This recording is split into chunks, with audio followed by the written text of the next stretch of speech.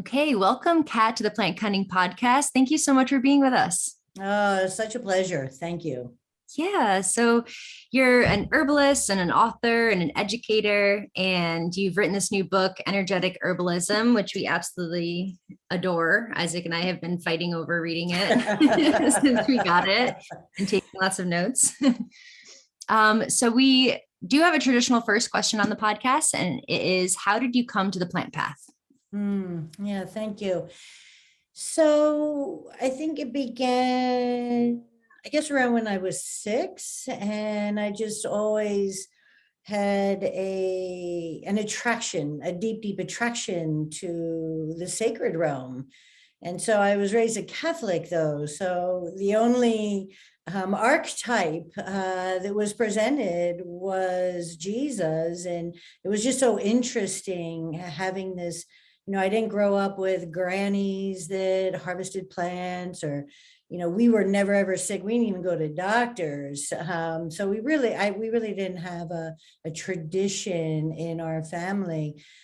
So it was this sacred that was so attracting to me. And so I'm trying to figure out, where do I go with this? And when I was 12, I saw a movie on the Peace Corps.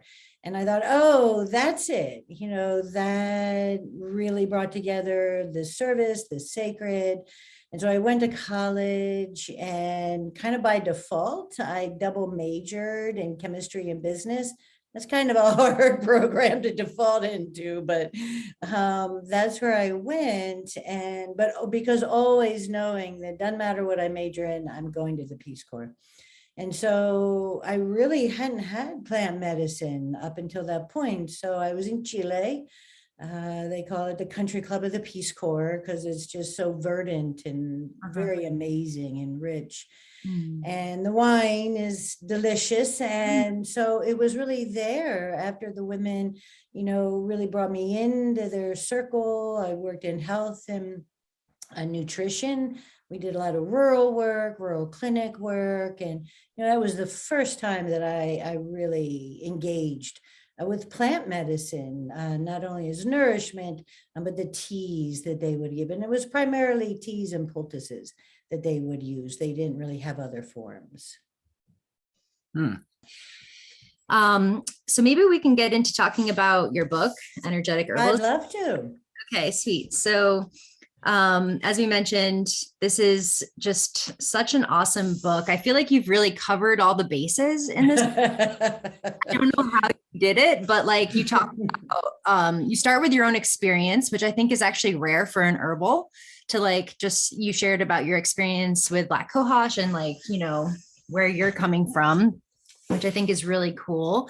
And then you get into the basics of, energetics, like using the senses, which is a great place to start, I think, using, right, smell, taste, and all of that. You talk about teas and tinctures and basic formulation, and then you get into herbs, and you have a whole list of really awesome herbs. So I would definitely recommend this book, not only for a beginner herbalist who's just getting started, but also for a clinical herbalist with years of experience. I think this really just gives us a whole picture of where we're at in, energetic herbalism. So thank you for writing. Thank you so much. Thank you. That's a wonderful encapsulation. And it was different starting with my story. And why it was important to me is we are in this epic of really coming to awareness of abuses, of oppression, of all different forms. And it's really up in our community. And I think the decolonization of herbalism is first and foremost. And so here I am, a white woman writing about Ayurveda, Chinese medicine. And so I really wanted to share my story of indigeneity. How did I come to feel like I was able to take these traditions, of course, not making them my own, but presenting them as, really profound tools. The book is actually my 3-year curriculum. And it was going to be a lot more clinical, more academic. And then when we started, my editor and I thought, wow, this is a kind of a DIY manual. This is what I really, was hoping for in the beginning, that, it's accessible to, exactly as you said, for those very new, and then those clinicians to revisit. And I had to say, I'm so incredibly blown away by how many people are emailing me and saying they are reading it cover to cover. I don't know if I ever would, because it's really like a textbook. And so it's taking the TCM and tissue states, and also having run a clinical program for over 20 years, I've had so many different curriculums, and I've tried to go all Western, and, way back when we started out with allopathic herbalism, David Hoffman's phenomenal medical herbalism. God, he's another early teacher. That book is a classic for beginners, but primarily clinicians. So he's going from the Western tradition, but if you go back to his formulas, they're all energetic. It's all tissue state. So you come to see that, a good formula has the energetics in them. And so with the different traditions, for me, over 30 years, really, these are the tools that are now in my medicine bag. We've got our mojo bags on, and what do we got, and what are the stones, and these are incredible tools that I find, why reinvent, the Ayurvedic doshas, because it's our elements. When we understand our nature, for me, the only conversation we really should be having these days is climate change. And so how do we activate, we all know, and some know more than others, and we still want to have a healthy heart and a joyful day. But for me, I feel like if we understand our nature, and we understand our water and our fire, and we go out and we see the waters and we see that earth, and it becomes so intimate. We can say our body is her body, but yet I love how the elements, I really wanted to bring forward in the book, make that actualized for people to really have that contemplation become their formula. Yeah, that's very important. So you brought up the doshas, and we wanted to ask you a little bit about what maybe you can explain to listeners who aren't familiar. I'm sure some of them are, but what are the doshas and the subdoshas? Perfect. Yeah, thank you.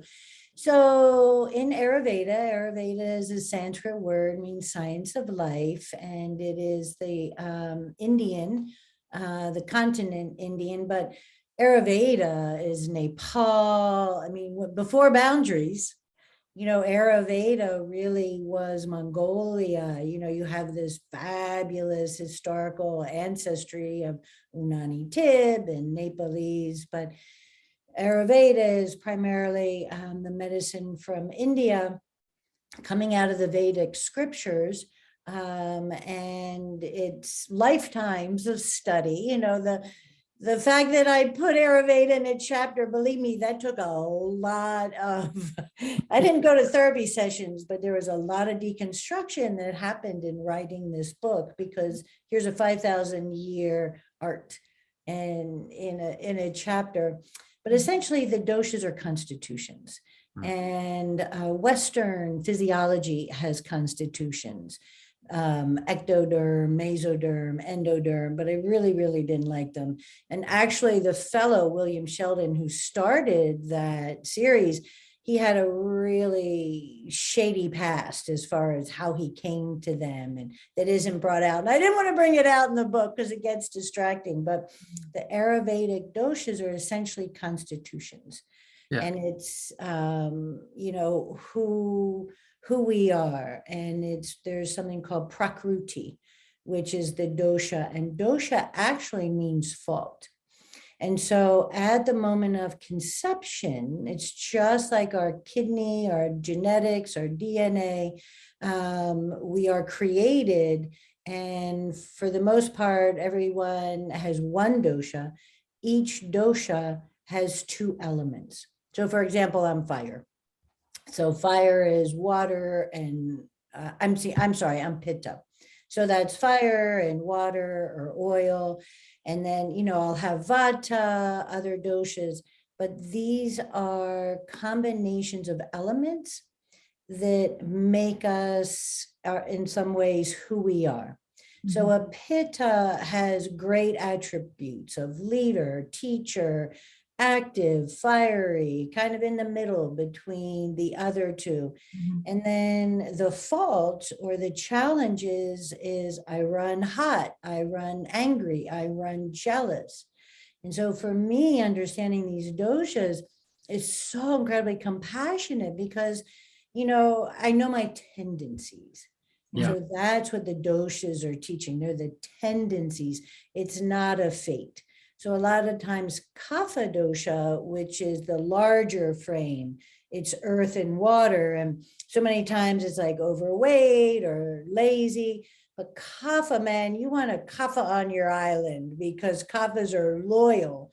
Kaphas are incredibly centered. Buddha was a kapha. And so understanding the elements this way, it's like, oh, my fire needs a little more kapha, needs a little more water. How do I cool that so I don't have diseases of inflammation? So that's a very brief kind of introduction to the doshas, and you all are familiar if you want to add something. But Well, again, understanding our nature. Right. And then the last one's vata, which is the air element. Right. And I think that's so interesting. I'm presenting at a conference on a panel, Mental Health Through COVID. And for me, vata is the thinner frame. It's air and ether are the two elements, and they're thin, and it's sometimes called thin-skinned, but it's their nervous system. And what's interesting is embryologically, as we were developing, this is when the constitutions really kind of come online. And so the organ systems for vata are the nervous system. And then, of course, others, but the nervous system and the skin.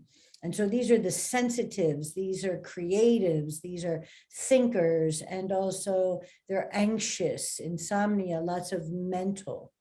Yeah. And different times of, pardon me? Yeah. A lot going on. A lot of A stimulus. lot going on. Lots of air, wind, a lot of ether. Ether, what's there to grab on? All the elements are born from ether. And yet there's, an indescribable quality to that. And so for me, I think this time, COVID time, has been a vata time. And so in recommending things, because a lot's going on, right? And change, vata means that which moves. And there is not a day that we haven't woken up and thought, what's moving? Where's Omicron? Where's Delta? Where's, all of the intellectual? We've been so bound to listening to news and facts and dialogues and discussions, if you want to call them that. And so how do we get into our bodies? And what gives me hope is, look at how, everyone, I work a lot with unhoused. I worked a lot with enrichment. So it's not just privilege are getting out, but everybody, all different social and economic folks, they got out.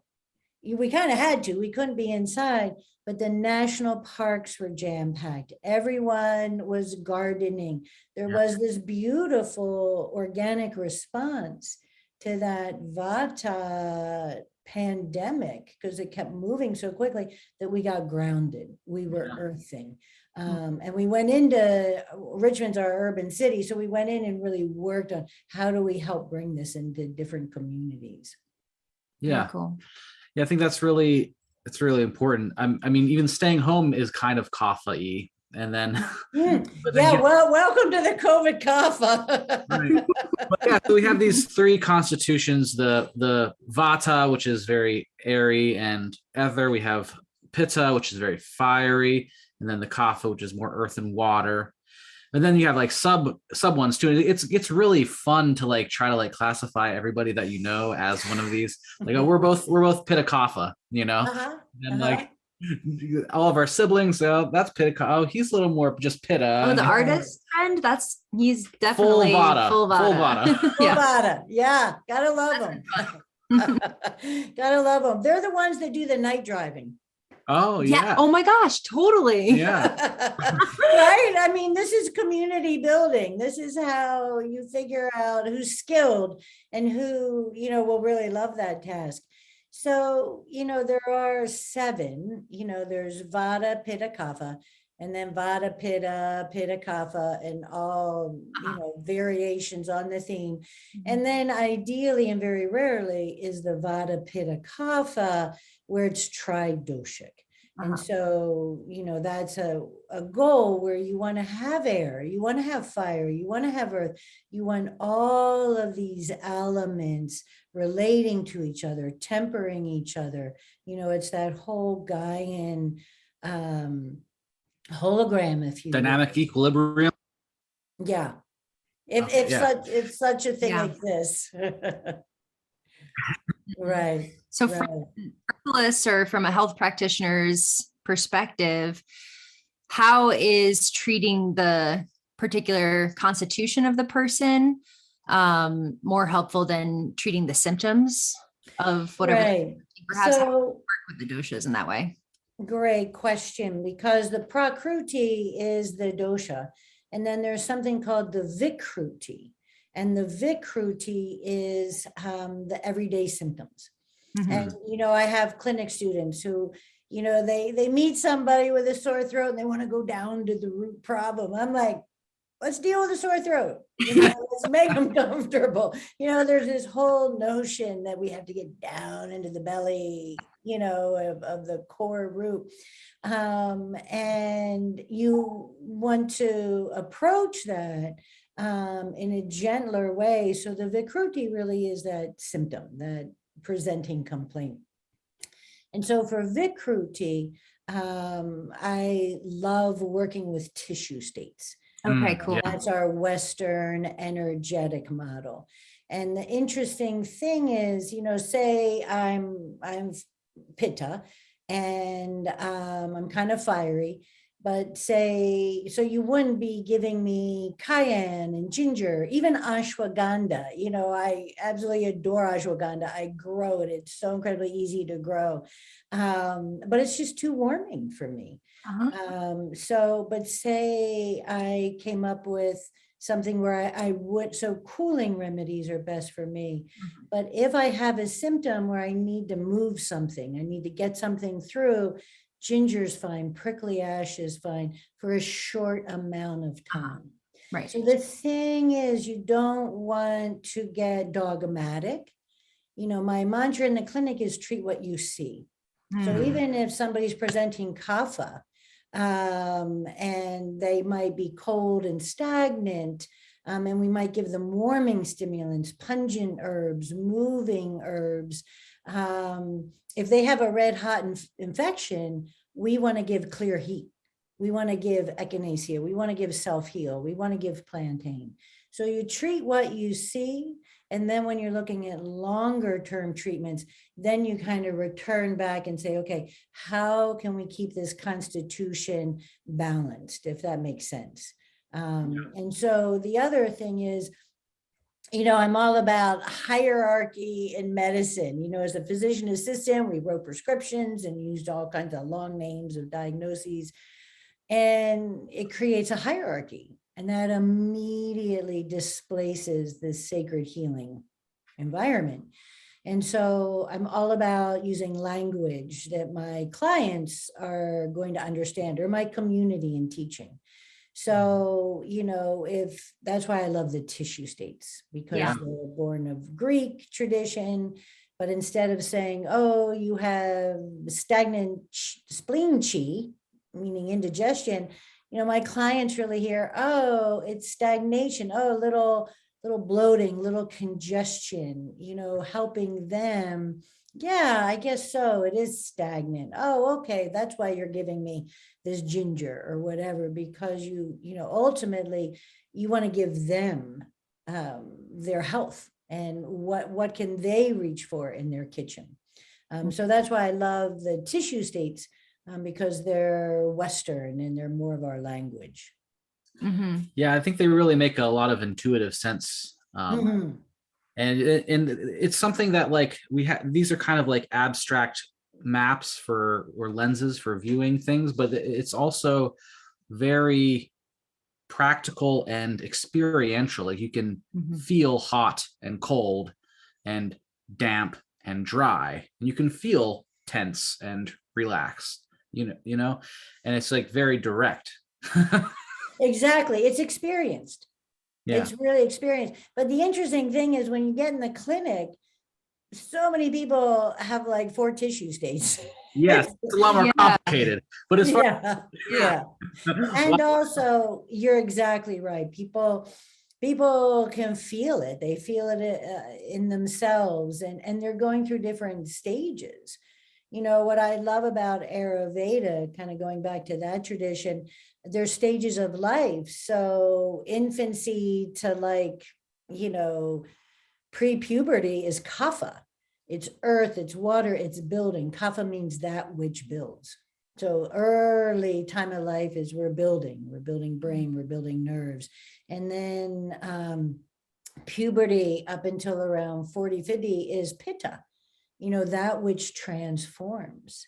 We're taking our experiences, we're transforming them, we're becoming, we're a long time of becoming. And then elderhood is vata. And that's creative, and it's air and it's ether, and we're getting thinner. We're moving into the ethers and we're creative. So lots of andropause and menopause symptoms are really vata, right? Insomnia, anxiety, the heat flashes or dryness, and vata tends to be dry. So I just love, instead of chasing the estrogen and the black ohash, let's look at the terrain. And so that's what a lot of the energetic herbalism is doing, is it's teaching us our inner terrain. Yeah. Love that. Yeah. And we just had a conversation with Phyllis Light, and she talked about energetics as qualities. And that's another direct way of thinking about it, in terms of just like the qualities of what's going on inside and the qualities of what you're putting into your body. To help, Exactly. And that's why, I listened to her and you all, because she's I'm a huge fan and dear friend. And she's been up to our school many, many times teaching. And why I love one thing that she said is just how she works with fewer plants, or that was her tradition. Yeah. And, that's why choosing 25 plants for the book was pretty excruciating. I mean, Tulsi's not even in there, and rose. And, Right. it's like, oh my, how do you choose 25? I mean, if I ever write another book, it's going to be the next 25. Right. But I think that's really amazing that you did get 25 plants in there that can all be used, in so many different ways, or such powerful ways. And I was a little bit surprised with some of the plants, but yeah, they all make a lot of sense. So how did you decide what plants to put in your materia medica part? So, I was just working with somebody yesterday, and they came to me because of the book. And she said, after I've been reading the book, I had a dream about prickly ash. And she was this perfect kapha retreating, it was just a lovely application of prickly ash to warm and move. And so I really, every day I sat with the plants, and I don't want to say this is a channeled book at all, because it's not. And these are the ones, like I kept wanting to put reishi in. Like, how can you not have reishi? We harvest reishi. And it just didn't make it. I mean, prickly ash, that's really only on the eastern seaboard. It's really only here. one of my considerations is, okay, what are plants that are going to be in the Pacific Northwest, into Canada, are going to be in Arizona? You know, if this is the DIY one book, you know, if you had one book that would take you many, many miles down the road, what are those plants? And so it was the plants for whatever reason. And I can't really say, you know, there's no black cohosh, and I intentionally looked at the United Plant Savers endangered plant list, and, you know, many, many conversations about that. And yes, there is conservation through use. And also at this time where tons and tons and tons of black cohosh is being carted out on the black market, you know, I grow it, I'll use drop doses of it, but it's really hard to go extol the virtues of a plant and then say, well, you can't use it though. Right. And yucca, you know, yucca is great, and that's a lot, but kudzu. Kudzu, right. Yeah. Kudzu is an amazing analog for cohosh. And Oh, really? oh, yeah. I mean, it's steroidal, right? That's Dr. signatures. And for Yeah. your listeners who aren't familiar with kudzu, they call it the plant that's taking over the South. But there's this fabulous group of permaculturists in Asheville, outside of Asheville, that have, they only sell kudzu. They use it for fodder, for cattle feed. And it was really on the top list during COVID, and they ran out of kudzu. Wow. What? So this is a heroic plant that really is dramatically invasive, and the root, it's really hard to harvest, but it's used as a food. It's one of the 50 fundamental herbs in the Chinese apothecary. It's deeply, deeply revered. So as climate's coming, as our plants are changing, you know, we're really looking at these analogs, whether it's Japanese knotweed. And Yeah. you know, I'm not someone that thinks, oh, all these invasives are here for us. You know, I'm not that naive, and I don't think it's all good. I think it all is.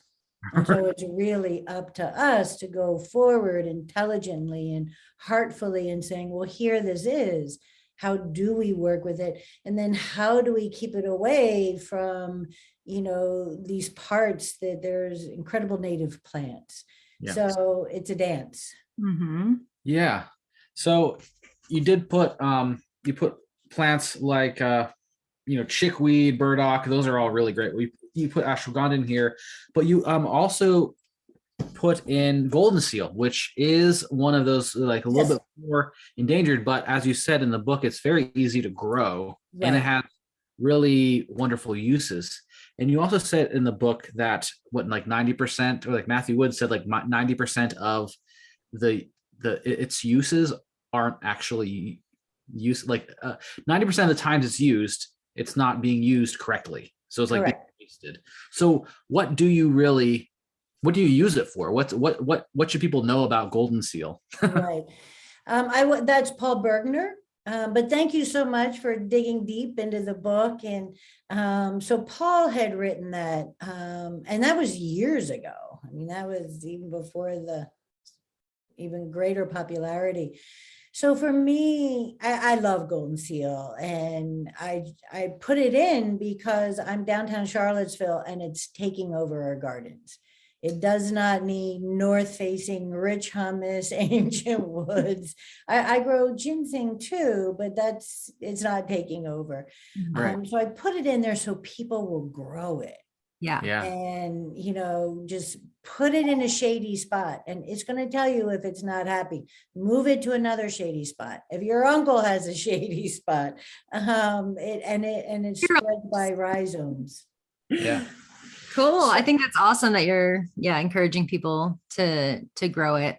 Right. So how I use it is primarily as a mucous membrane tonic, and that it clears heat. And and I learned this from Paul Bergner, I don't know, 20 years ago. And if anybody if your listeners are clinicians, his medical herbalist newsletters, I mean, he's been doing them forever. And I think they're archived now. Incredible clinical journals. And what happens is when you get a cold or a flu, you want your immune system to respond with histamine and water. And, that's all your Nutricils, and that's flushing. That's a very healthy flushing of the antigen. And then if your body can take care of itself and it's getting a little too wet, or maybe it's turning green, that's when you'd want to bring in the Goldenseal. And so what happened was they immediately, the herb company, kind of the nutraceutical industry, they just blindly threw Echinacea and Goldenseal together and called it cold flu. This is your immune tonic. And both of those are really cold herbs. Echinacea is we treat a lot of snake bites around here in Virginia, and it clears toxic heat. So, and Goldenseal, there's nothing colder than a berberine, right? I mean, deep, hot infections. That's an indicator. So if you have a cold and you take these two cold medicines, it may work on some level, but that's the beauty of energetics. It's, if you are going to take them, then add ginger, because it's just going to make you colder. So I used to work with a lot of midwives. And so what we would do is take Goldenseal powder and sprinkle it on the umbilical cord to prevent infection. And Goldenseal, because it's such a mucous membrane tonic, it'll dry up. It has an incredibly drying effect, which is why if you use it too soon with sinuses, then you're going to have this rebound congestion because your body wants to do that. And so I did a lot of work in Belize and Costa Rica and tropical areas, and I'd always have Goldenseal, because why infections are so prevalent is, the jungle is all about life, right? I mean, things grow, you go to sleep at night and you wake up the next day and, something just grew a foot. So it's a whole ecosystem that proliferates life. Hot and damp. Yeah. Pardon me? Very hot and damp. Hot and damp. And exotic, erotic, and, such energy there. So when you do work and you're out in the bush, you get cuts and you get wounds. And so I'd always have Goldenseal powder to put right on so that it wouldn't bloom into anything more serious. So it's great for topical cuts and abrasions. And so now I work drop dosage, and, you can do a lot with 5 drops of Goldenseal tincture, or blending that. So now we grow our own and we harvest our own.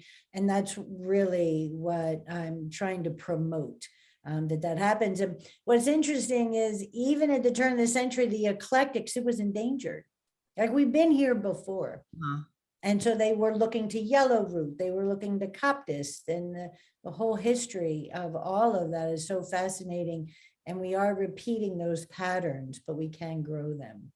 Cool. And would you say that other berberine containing species like Oregon grapefruit, which is pretty abundant, and Japanese barberry root are similar in effect? Sure, they're drying, they're antimicrobial. We're seeing now that they're just giving berberine capsules for diabetes. Diabetes is cold and damp, right? Sugar creates cold. And it dampens. And, so how do we work with the energetics of these situations? I love Oregon grapefruit. I could not work with Giardia.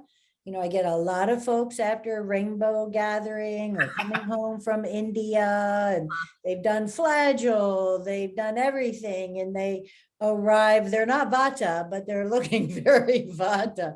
Yeah. And Oregon grapefruit, man, I more than Goldenseal.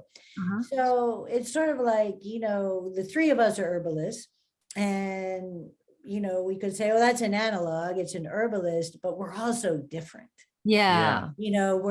there's no each of you and I'm different. So that being said, in this time of loss of habitat, because it's not, it is over harvesting, but it's dramatic loss of habitat. Even though Goldenseal may be the one that's called for ginseng, how do we work with other plants? And so yes, I do love the berberines. I love barberry, and they definitely are antimicrobial. They're all there for the actions of what we love Goldenseal for. And the one thing also I'll say with Goldenseal is there's nothing I know that works with a peptic ulcer faster and more direct. And that was from the eclectics. And it's a mucus membrane tonic. And look, now we know ulcers are from Heliobacter. It's a bacteria. So it's an infection, but it's inflammation of a mucous membrane. And Goldenseal, again, very low doses, can really help turn around that situation. Then you can go back and rebuild. Nice. So yeah, we've got some listener questions. Oh, here. Good. The second one first, maybe. So we want to go back to talk about the tissue states and the doshas. So do you want to read the second one? Yeah. So she's curious about the parallels or perceived contradictions between doshas and disharmonies. Harmonies. For example, if someone is a predominantly pitta type yet struggles with a yang deficiency. So that's a lot of language. Let's see. Is there an example? Yeah. So it is really very pitta, but they're having some yang problems. So they're tired. Yeah, I guess so. Yeah, they're of low vital energy. Right. So a pitta with low fire. I mean, for me, yang is rising, masculine, fiery, daytime.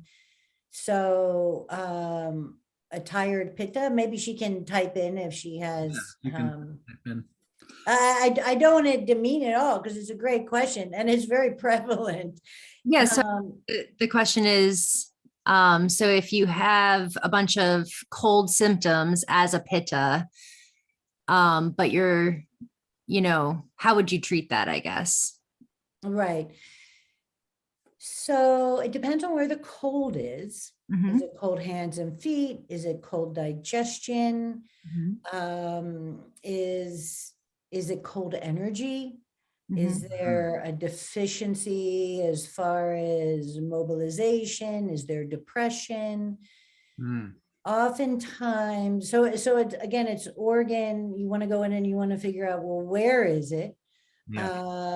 Is it tension? And this is where clinicians are really valuable, or a deeper study in the tissue states, because this is sort of where you tease out. And I go into that in the book, and I'm not trying to sell the book, but because it is complicated, but sometimes tension will block the energy. And pittas tend to have more tension, more, they doers and transforming and getting things done. And that tension can block the flow.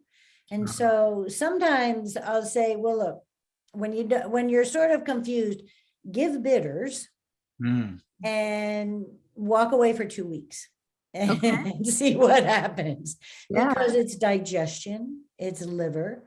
Now, the thing about bitters is they're mostly cooling. So if this pitta person is kind of challenged by feeling cold, then warm it up, add a little ginger to the bitter. So you can relax, get digestion going, and get into the flow, because the liver governs flow. And so when there's this lack of flow, which cold in a pitta would be, is there congestion? Is there stagnation?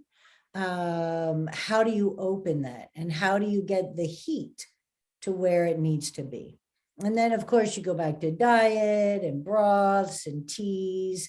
But oftentimes it's a stagnation. Yeah, she said that's very helpful. Oh, So, excellent. Excellent. so the first question though is to basically get into the tissue states, because we didn't really We get- brushed No, up. we didn't go there. No. Yeah, if you want to tell us, our listeners, about the 6 tissue states and how they relate to treating what you see. Sure.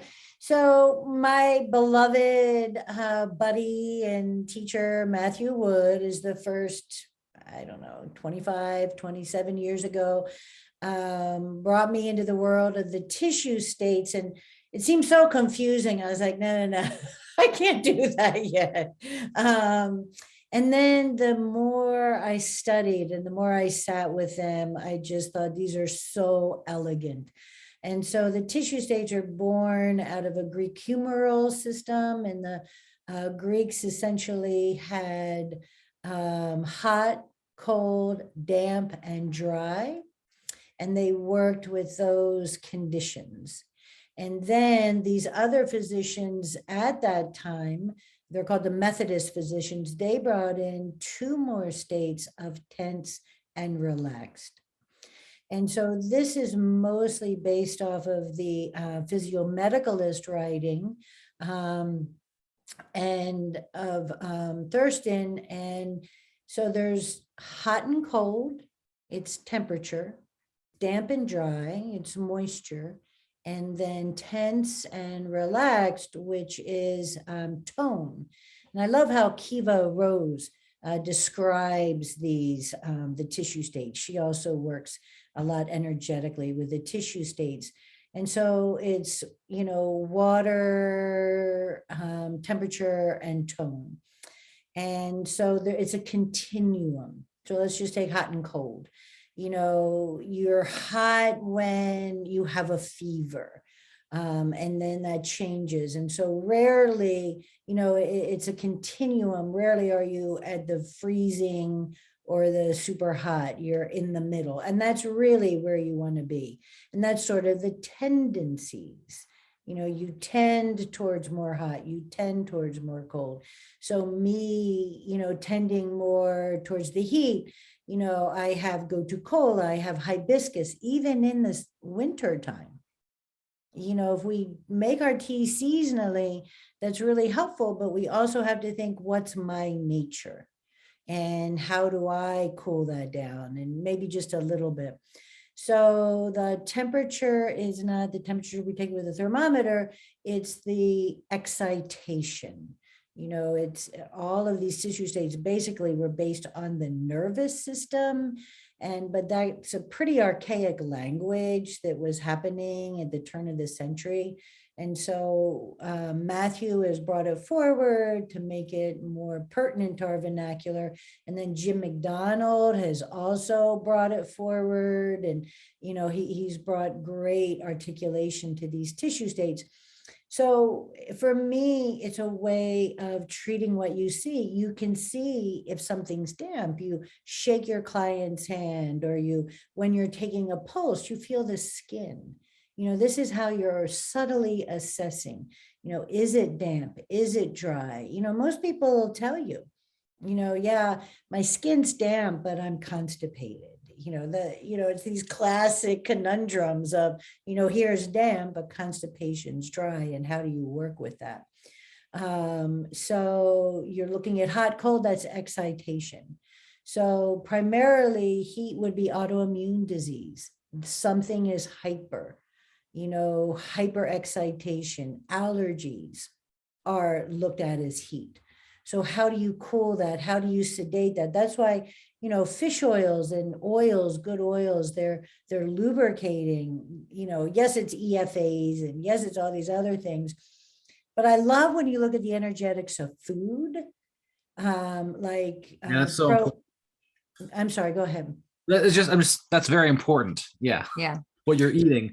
I mean, food is medicine, but it also affects all of your internal terrain. Right. And so when we learn the energetics of food, like all the berries, all the proanthocyanidins, all the antioxidants are essentially cooling and sour, right? And so there's a flavor, there's a color, but there's an energetic to them. And inflammation is heat. And, I think that's why, inflammatory diseases are just at the forefront because even pre-COVID, there was so much excitation from social media to all of it. So, this is why in some ways we really need to be quenching our bodies with these antioxidants and these nutrients that just really satiate our body's request for oxygen. Antioxidants, it's about oxidative stress, and that's just rusting. Essentially we're rusting on hyperdrive because, we're just burning through it. So that was a bit of a digression there. So you have hot, cold, damp, dry, and that damp is, you really want to move on damp very quickly because that sets up a boggy terrain. And, we know that infection takes place in, damp, stagnant situations. I treat depression. So many times I work with depression in a damp state or a stagnant state. It's not really serotonin. It's not really the neurotransmitters. The fire's gone out. Look at hypothyroid. That fire has gone out, and there's a dampness, there's a stagnation there. And yes, we always look at medical tests and clinical tests, and you look at all of them. That medicine bag, we have a lot of great tools to look at that. And then the last state, tense and relaxed. Jim has brought in the word lax, and we're all grateful because relaxation is a state we're all trying to attain. But this is the tone of the tissue, and a guitar string needs the right tone. So our organs and our tissues need the right amount of tension. And so having a good taut, we're in shape, we've got the right tone. But when it's too taut, whether psychologically, stress, that's the tissue state of tension. And then if it's not enough tone, that's relaxation. And that means that the tissue does not have the integrity to hold on to fluids, or whether that's prolapse or bladder incontinence, or, lots of different things. Boundaries, I look at a lot of boundary work as relaxed tissue states. They're not able to hold on to that sense of self, to bring their selves in and kind of come back with that tone. There's this constant kind of leaking of self. That's why, I love Shizandra. I love, the Chinese call that, what do they call it? Securing leaky chi or something like that. I'm like, yeah, I dig that. I a lot of times, leaky chi, and I travel with a dear friend, an herbalist, when we go on retreats, and she brings Shizandra traveling because how sometimes you're moving and you leave things, and how do you stay together? How do you stay tight? So I love these plants. Not only is it for when we're ill or we want to feel better, but now we want to perform better. Perform, that's a weird word, but you know what I mean? Like, these plants are such teachers of our patterns. And we can talk a whole thing on patterns, because I think patterns is just a huge piece of all of this. But was that, I could go on and on about all the different tissue states, but does that help? Absolutely. Yeah. Gives us a great picture of it. And I like how you brought in the energetic side of like depression and boundaries to it as well, because that's not something that really comes to my mind when I think about tissue states. I think of actual tissue in the body, but you're so right that herbs have a profound effect on our emotional state as well. And it can be the tissue states of our body reflect our emotional state. Exactly. And I've had clients who have come back to me, and for example, this one woman said, I cannot tell you how fabulous it was that this prickly ash really made a dramatic difference in my depression. Wow. And that's not on the list, but once I started working energetically, I understood, that is depression. That's tissue state depression. That's cold. Yeah. Essentially cold tissue state is depressed tissue state. And how do we enliven that? Yeah. Yeah, that's so important. And also, the mind affects the body too. Like if you're very anxious and stressed out, you get tension headaches, you get tense in the body. And so it's all interdependent. It sure is. And these plants, I mean, they're just kaleidoscopic. I use that word in the book, but I really mean that it's a kaleidoscopic presence that they have, that really understanding how far they can go, and what are their patterns, and then how do they affect our patterns. And I think a lot of that's flower essence and homeopathy, but we can do the same thing with our tinctures. I mean, I work with definition of energetics of flowers, but I think when you harvest and make tinctures and make teas, I think that energy, that vibration is really part of that. So you don't have to send somebody home with 4 different bottles or teas, or, make it complicated. Hypericum drop dose tincture is just profound. It's profound. Hypericum being St. John's wort. So one thing that I wanted to talk a little bit about too, and ask you about is the chi, vital energy, because I think that's an important part of the whole energetic looking at things. Sure. In Western culture, we kind of have lost that, but it keeps popping up, like orgone or odic force or life force or whatever. We keep finding new ways of saying it, even though right. Right. We got to sell it, right? We got to package it. We got to sell it. Also, the look new. dominant materialist paradigm keeps suppressing. It's like, no, there is nothing that cannot. If you can't measure it, it doesn't exist. Right. Measure it, well, it doesn't exist. We're not for it. And we all know. Yeah. So I think that's why I love tissue states and vitalism, because it's vitality. And I can say to my client, if I said, oh, wow, your cheese looking good today, again, it's this distancing. And if I say, boy, you look more vital, how are you feeling? And they relate to vitality.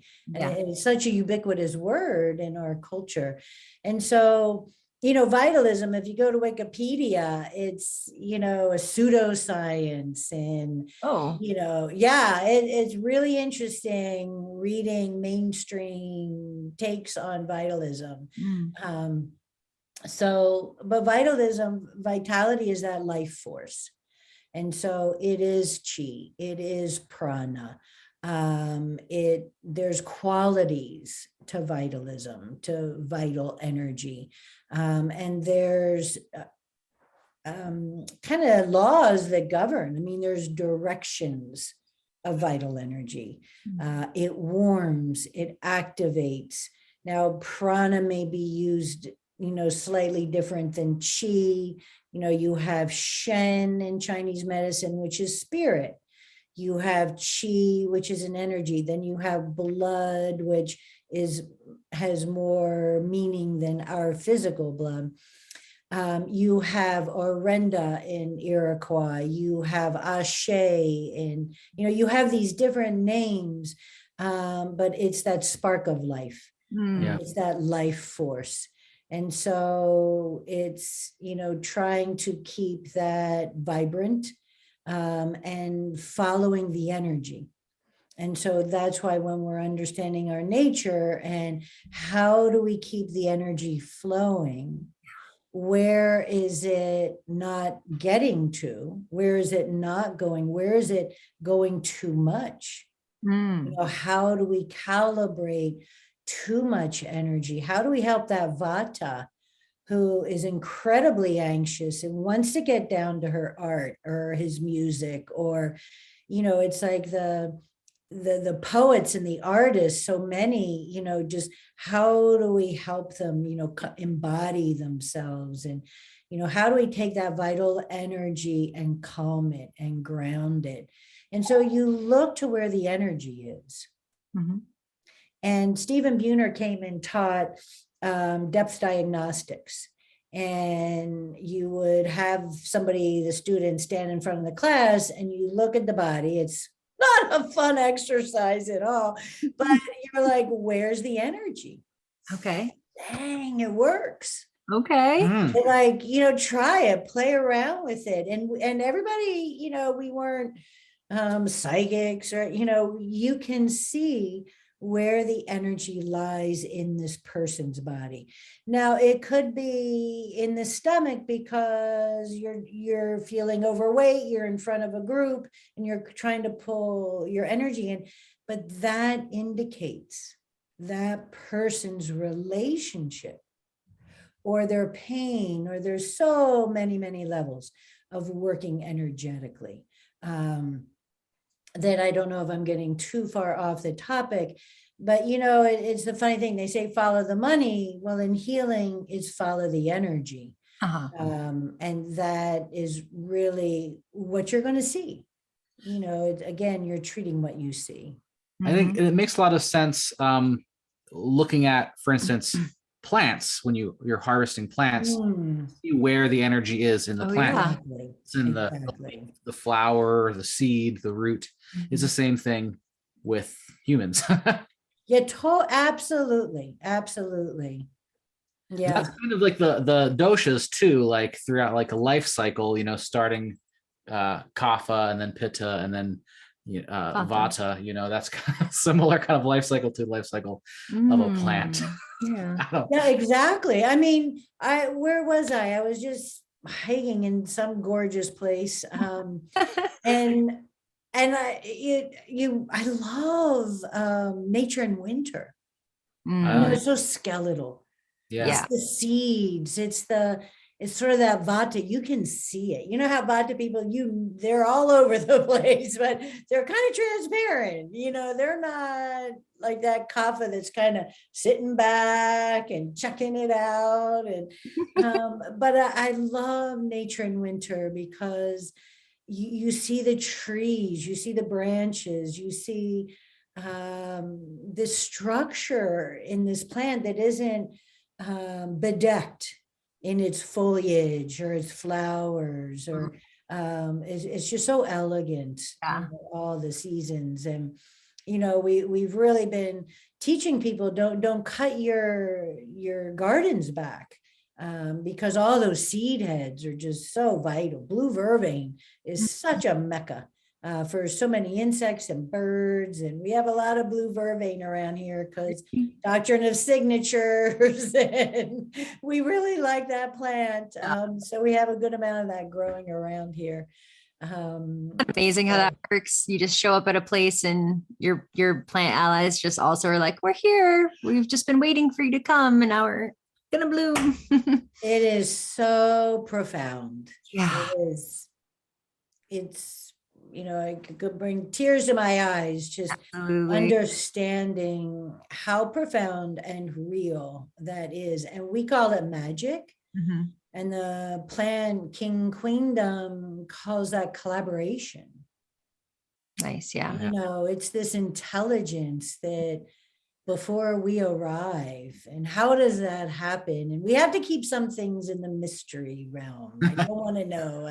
I don't want a quantum physicist to come in and tell me how that happens. Maybe sometime, but it's profound. And it's interesting because everywhere I've gone, lobelia shows up.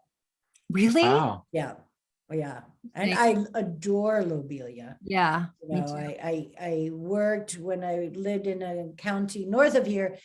we were near a Superfund EPA site that was absolutely horrific. And, a mile of the Shenandoah River was destroyed. It's been closed and it's coming back.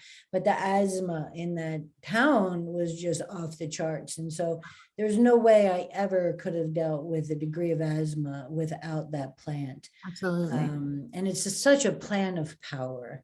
Let's talk about a vision plant. And you know how entheogens, they're kind of acrid, they kind of promote emesis, and for people that don't know that word, kind of nauseous or vomiting, or, that's what I feel like lobelia is our native entheogen in that way. It's such a vision plant. Wow. Drop doses, and no one, again, Paul Bergner has done a fabulous whole newsletter on lobelia. Nobody's ever died of lobelia because you're gonna get rid of it. Right. If you take too much lobelia, it's out of you. Yeah, it's true. Yeah. It's just out of you. Yes. So there's a tremendous amount of fear around this plant, but for me, it might be because it's such a plant of vision, and it's a plant of power. And that can be a little uncomfortable. Pardon me? And that can be a little uncomfortable for people, It's hard. It's hard to step into your medicine person self, whether you're an herbalist or not. Yeah. It's really hard to step into that full place of who you are. And what's so beautiful about lobelia, it's a relaxant and it's visionary. And it's stunning. It's not nearly as showy as its, other family members. Cardinal flower and a big, large lobelia syphilitica or lobelia cardinalis. They're gorgeous and showy, and lobelia inflata isn't. It's a little more inconspicuous, and when I come upon it, it's just such a delight. But up to your I needs. use it topically a lot for relaxation, putting it in muscle rubs. Oh, yeah, that's it's a really good topical application. And you don't want to, I've never ever had anybody get sick. I've been using it for 25 years. Low doses, it'll do the trick. Cool. So we're almost out of time here. Thank you so much for being on the show. And your book is really great. I recommend it to everybody. Or do you have anything else you'd like to share with our listeners? Exciting things coming up. Thank you. I think one of my favorite chapters is the third chapter, Medicine of Place. And I feel that part of our challenge right now is that feeling of disconnection. And it's brilliant that you can grow up in Michigan and end up living in the Pacific Northwest. And yet there is a sense of dislocation, possibly. And so when we're looking at medicines, or when we're looking at our sense of self, we can relate, we can in some ways have a deep relationship with where we are. And harvesting medicines, I feel really deeply about that. And so many listeners might be aware of Robin Wall Kimmerer and how we ask before we harvest. And for me, that asking permission isn't just about, is there enough species? It's, is this piece of land working with this plant as medicine?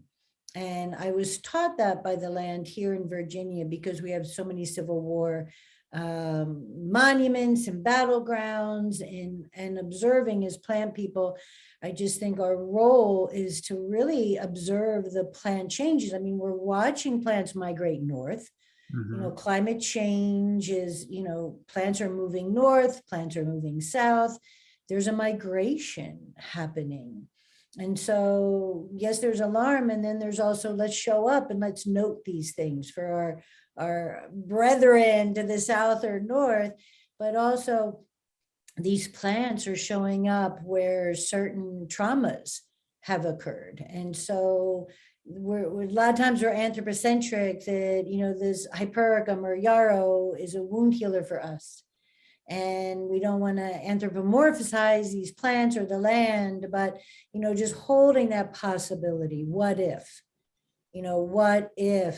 this stand of beech or whatever that is really coming into that. And I think chaga is a really, really important plant that we back off our use, because it's very integral to the birch forest. And birch forests are, they need cool weather, right?